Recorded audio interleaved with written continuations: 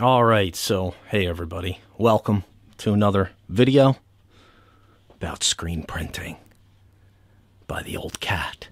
No, alright, seriously, so I just thought I would do a little vlog here, but really I am going to give you some words of encouragement. Alright, I've got a lot of stuff to do here, a lot of stuff. I have another video planned and I'm just doing this to touch base with you guys. And you know, recently Scully and I, hey Scully, and Squeegee, there's Squeegee, we had a couple people give us a call, you know, and ask us if we buy equipment back because they were, you know, giving up on their screen printing endeavors. So I thought it would be an appropriate time to, you know, give you guys a little bit of encouragement, some words of encouragement, and what I think about giving up too early, so to speak. Look at all this stuff. I got to put labels on there, and a lot of work to do yet. The storefront's pretty full, and then let's see. Here, I'm trying to move slow enough so it doesn't make you puke and whatnot. But let's see, out here, I forgot I didn't turn on the lights yet. But I have a student coming this weekend, and I had to do screens, and then I've got this thing over here. Let's, there we go, that's a little better. So I got these, or, you know, some shirts. I think I'm going to order some other ones, because there's, like, limited sizes, and there's a big stack of, like, women's Gildan. It's some Gildan woman's cut here. I'm not sure what the heck. These are just some shirts that somebody gave me. Well, Natalie, you guys met Natalie in one of the videos. She gave me these shirts. She wasn't using them anymore. And there's only a few men's shirts over here. So I'm going to have to buy some to print and then give away. And look at all the work I have. I got to get rid of some pallets and boxes. And the dirt bikes need to go get tuned up. I haven't even taken them out yet this year. That's ridiculous. Even the project car has to go to the racing shop because there's something going on that I can't quite figure out. So I have to bring it by the racing shop and get a little help. So I haven't done a whole lot of anything this winter yet. You know, all the stuff. Look at this. Look, bottles where they shouldn't be. Don't turn that flash on. Those things will melt. Look at all the squeegee I have to cut. So, yeah, this weekend will be the last session of training until, like, February sometime, because I have tennis elbow and, yeah, my right shoulder is getting really jacked up, and it's just like, oh, it's crazy. But anyway, let's stop a moment and give some words of encouragement. And, you know, what I think about when, you know, people give me a call and ask me to buy back equipment. I'll give you my thoughts on that. And, you know, and it's not like it happens a ton, but a couple of times recently, like 2 or 3 times in the past couple of months. So it gave me this idea that maybe I should give some thoughts on this. So let's take a moment, shall we? Okay, so just little words of encouragement, and of course just want to say happy holidays during this time. You know, hope everybody had a good Thanksgiving holiday break, and you know, that kind of thing.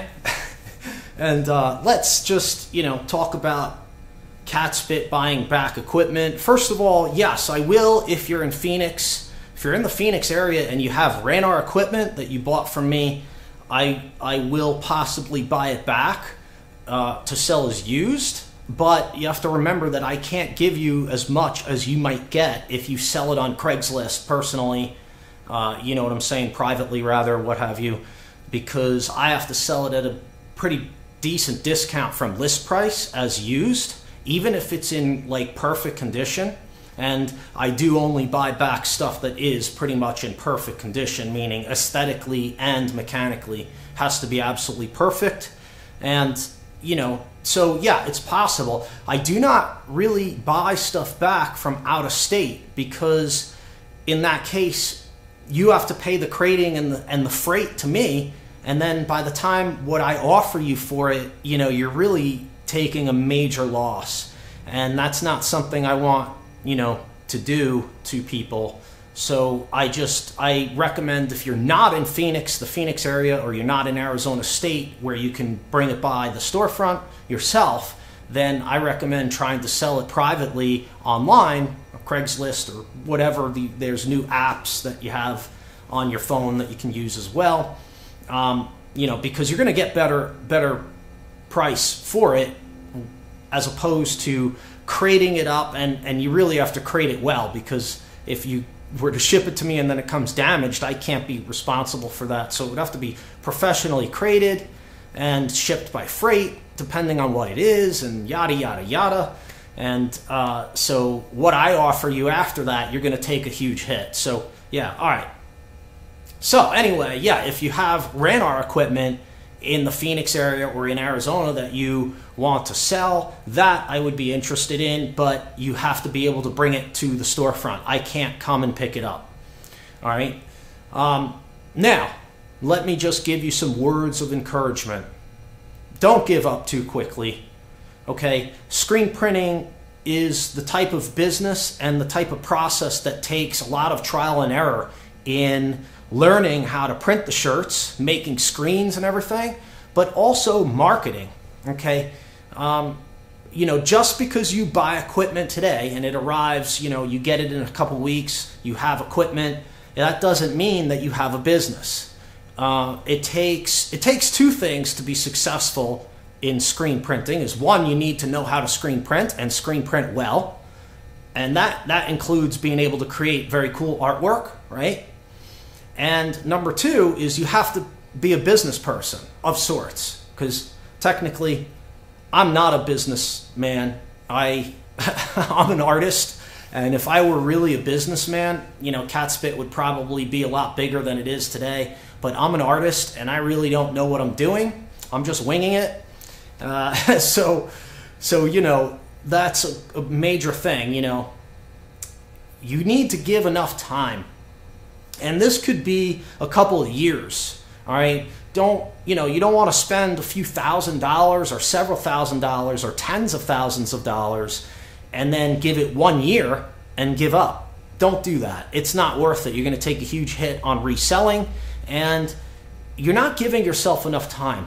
It can take a little bit of time to learn how to screen print, but building your business can take a lot longer than just learning how to screen print. Okay. And I'll also note, don't count on your brand. There's a lot of people who will say, yeah, I've got an idea for a brand, or I've got this logo and it's great. Everybody tells me they would buy it and it's going to be huge. All right. Don't count on that, because the truth is, a lot of the time when people see your shirt, maybe you had a couple printed and they go, yeah, that's really cool, I'd buy one, right? Then you go ahead and have them printed, or maybe you get equipment and you print them, and then you have them, and it's a matter of them taking the money out of their pocket and paying for the shirt. They just won't. Okay, then it's not really worth the $20 you want or whatever. It's one of those phenomenons that occurs a lot with screen printing, that people will tell you they love the shirt, that's great, I'll buy it, but then when you actually have it to offer, it's difficult to get them to fork over the cash and buy the shirt. Okay, so with a brand, you really have to test the waters. With a brand, I would suggest prototyping it and seeing if it will sell first before you invest in a huge load of shirts or in a screen printing shop package. Okay, so make sure you do your research on what you're trying to sell. If you're looking at logo wear or brand wear, that type of stuff that fits into the novelty shirt category, or fashion tees and stuff like that, you really need something strong, or you need a very strong marketing plan. Okay, and the internet is very powerful, and you can get a lot of sales through the internet, but just building a website and creating a blog and maybe even an Instagram page or what have you, and stopping there is not going to work. In other words, you really have to put a lot of work into promoting your websites and social networking sites online. Just because you build a website and put it up there doesn't mean that people are going to come to it. Okay, that old, what is it? Build it and they will come. Well, you know, yes and no. With internet stuff, you really have to work hard, really hard, to get traffic. Okay, and it can be done without paying.